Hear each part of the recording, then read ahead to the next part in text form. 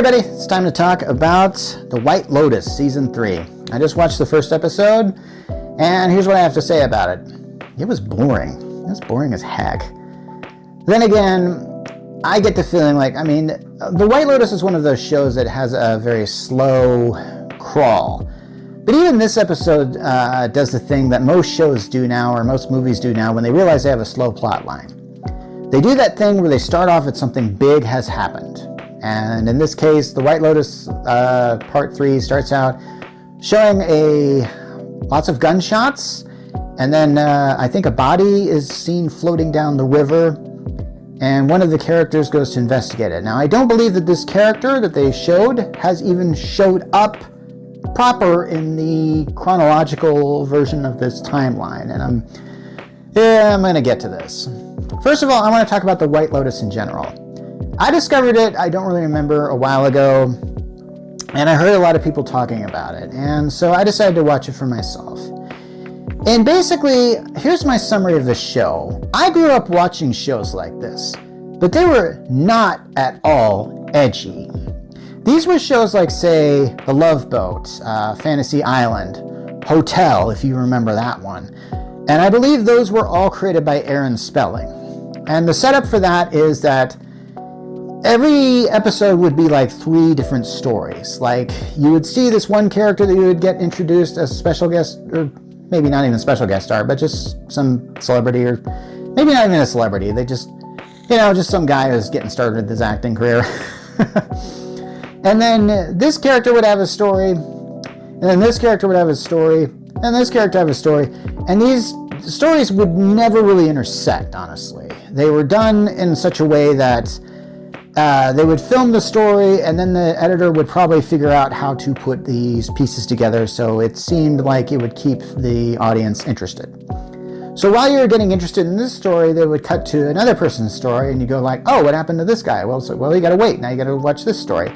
And the problem with that is, if you're doing a story like that, where you're with multiple stories, there are always stories that are a bit weaker than others.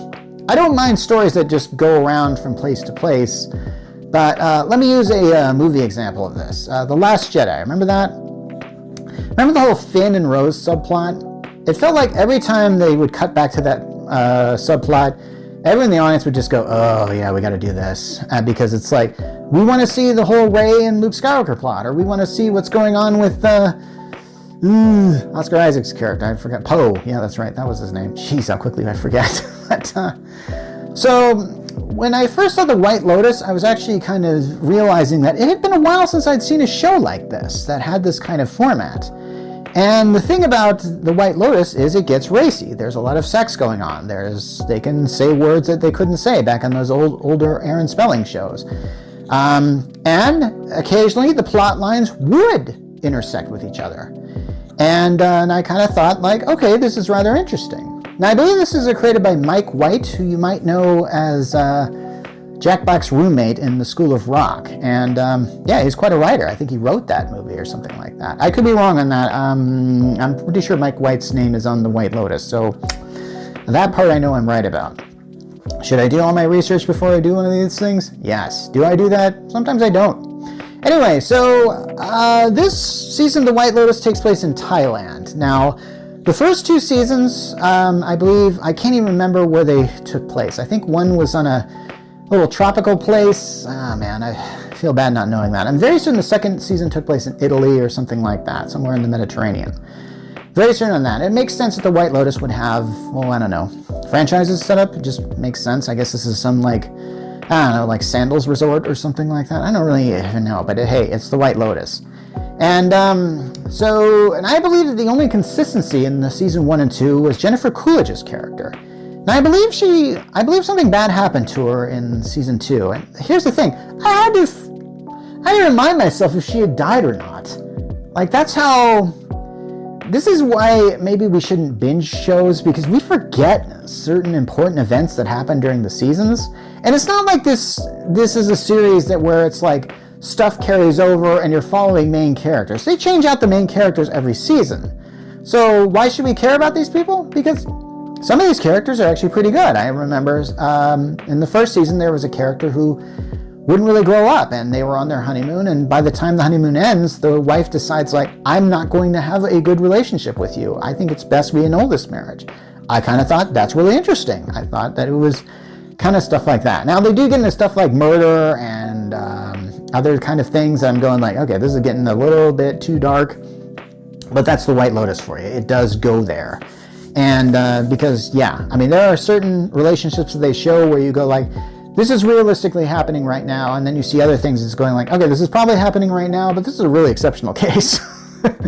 So, to have them start off in Thailand, I do like this idea of having this kind of very almost darker sort of look to it, because I've noticed like they really go out of their way to show, they really show Thailand as being a very bright and cheery place. And I'm sure it is in many places. And hey, I've seen scenery of Thailand, and it does look very beautiful. I mean, I would like to go, but Thailand is one of those places that has a reputation of being kind of a sinful place. I've heard you can get like, I don't know, like underage prostitutes there or something like that. That always goes on there. See The Hangover Part 2 if you don't believe me, I guess. I don't know. This is just one of those things that just shows up. It's kind of like, you know, it's kind of like seeing like the Las Vegas on CSI versus the actual Las Vegas. I'm sure there's seedy places you can find in Vegas if you're looking hard enough, but I just don't want to, so I don't. But so I'm guessing that the Thailand that we're going to see on this is probably going to show that seedier sides for it.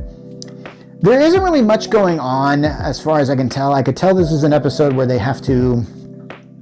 I tend to think of this type of telling a story as chess game format. In other words, you introduce the characters like chess pieces. You show what moves that they can possibly make, but you don't show all the moves at once. And eventually, as the story goes, you see these characters make these moves, and you're following them, and and for the most part, if you tell your story right, these characters never do things out of character. It would be like, say, if a pawn were to move, say, diagonally a few spaces. It's not allowed to do that. There are certain things about these characters that you're kind of going like, okay, these characters seem stuck. Jason Isaacs is on this show, and he plays kind of a father that's very, I think he has his kids with him, and I think he expects his kids to go to a certain college, but that kid doesn't really want to go there.